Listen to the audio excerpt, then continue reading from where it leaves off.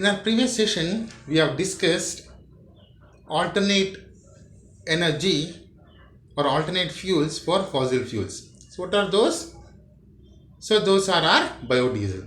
So, now let us discuss alternate for batteries. Alternate for batteries are fuel cells. So, fuel cells, what are fuel cells? Advantages of fuel cells and limitations of fuel cells. Differences between batteries and fuel cells. So before seeing what are fuel cells, what are batteries? So we are very well versed about batteries, isn't it? Because batteries are used in almost all automobiles. It might be a two-wheeler or a four-wheeler or a six-wheeler. So in two-wheeler to provide a what? Lights, ignition, spark, anything for that matter, right? So multiple wheels to provide the spark and lights, right? To ignite the fuel, the battery is very important, isn't it? So here batteries is made up of two or more cells. If it is connected either in series, two or more galvanic cells connected either in series or parallel forms a battery. So in your battery, it is combination of two or more galvanic cells. So there the chemical energy, the electrical energy is stored in the form of chemical energy. Until chemical energy is present, we can withdraw the current. That is your battery. But your fuel cell is completely different from battery. Of course, your fuel cell is also a galvanic cell.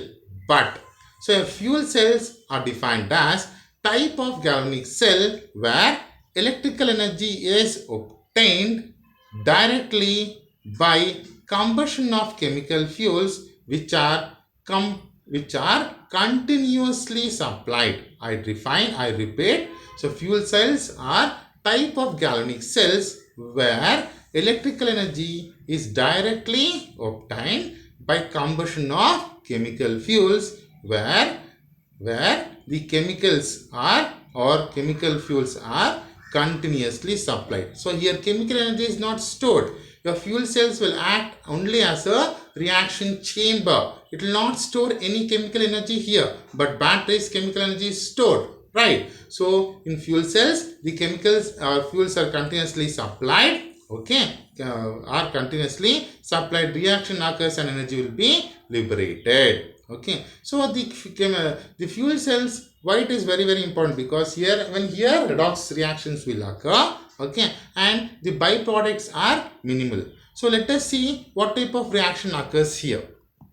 So here the fuel at anode, fuel undergoes oxidation and it liberates electrons, okay, and the oxidation product will be obtained. And at cathode the oxidant will accept the electrons and reduction product will be obtained. That is, oxidation reduction will occur. So the fuel cell will give only a oxidation. So this is the fuel cell. Okay. From this side you are going to put a oxidant. This is the anodic chamber. This is the cathodic chamber. From this side you are going to put a fuel from anodic chamber. This side you are going to insert the fuel for cathodic chamber. So it will act only as a reaction chamber. That's all. It will not store any fuel in it. Okay, this is how it differs. It makes it different from batteries. So now let us see how it will differ from battery. So batteries will store our energy devices. So fuel cells are energy conversion devices. So fuel cells will never store any energy. So battery, the reactants and products form integral part of battery. That is, in fuel cells, there is continuous movement of fuel, oxidant and reaction product in and out of fuel. So it will not store. It will not, nothing is in integral part. So the reactant also will come in and product also will move out. The reactant will not be saved, neither the product will be saved. So the active species forms integral part of the battery. That is, active materials are mixture of complex chemical composition. But in fuel cells, the active species are not stored, but the active materials are fuel and oxidant. In batteries, chemical pollution in the atmosphere, but in fuel cells, less harmful byproducts are discharged to the atmosphere. So in batteries, recharging is possible. You know that secondary batteries are rechargeable batteries. In fuel cells, recharging of the fuel cell is not possible or not required. So electrodes in the batteries are relatively cheaper. In the fuel cells, electrodes are very costly. So, and maximum voltage is produced in battery, whereas voltage which is produced in battery is very less. So catalysts are not used in batteries, whereas catalysts are used to absorb the gases in the fuel cells. So the examples for batteries, you can give n number of examples. It might be a nickel, you have primary batteries, secondary batteries, reserve batteries. It might be nickel cadmium battery, zinc air battery, zinc manganese oxide battery, nickel metal hydride battery. You have n number of batteries. Similarly, you have n number of fuel cells: methanol oxygen fuel cell, hydrogen oxygen fuel cell, salt oxide fuel cell. So have different types of fuel cells. So these are the major differences between battery and fuel cell. So advantages of fuel cells. So the fuel cells, one of the major advantage is fuel cells are eco-friendly. They produce long DC for long time. Okay, they produce long direct current for long time. So low maintenance cost, silent operation, power output is high, charging is not required, it emits less pollutants. They have efficiency approximately up to 75%. So these are the major advantages of the fuel cell. So main thing is silent operation. Of course, batteries also have silent operation, but they do not produce any pollutants. They are eco-friendly, and power output is also very high, and charging is not required because it does not store any energy in that. The charging is not required. So these are the advantages of fuel cells. So of course, when they have advantages, they have some disadvantages or limitations too. So let us see what are the disadvantages or limitations.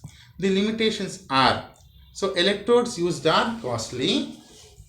The electrodes which are used in the fuel cells, it might be platinum or any electrodes which are used in the fuel cells in the reaction chamber of the fuel cells are too costly. So the installation cost, the initial installation cost of the fuel cells is also it's very high. The initial installation cost is very high.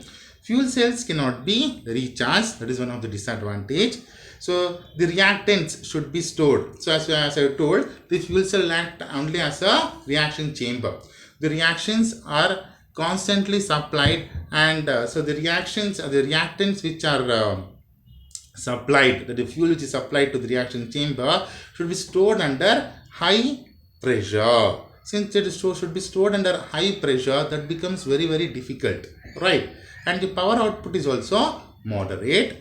So fuel cells produce energy as long as fuels and oxidants are supplied. Once you stop supplying the fuels and oxidants, what will happen? The energy which is produced by fuel cells also will stop. So fuels in the form of gases and oxygen need to be stored in under high pressure, as I told you, and reactants are constantly supplied and the products are continuously removed. So supplying and removing also becomes a major problem. So these are the limitations. So now they are working on this, major research is going on this fuel cell, okay, in order to overcome these limitations on these fuel cells, so that the fuel cells also can be used as the batteries. So once these fuel cells can come, so major disadvantage is storing the fuels reactants under high pressure. So instead of this, we can go for solid oxide fuel cells. So solid oxide fuel cell, the fuel only will be in the form of solid oxide. So to certain extent, the limitations are coming down.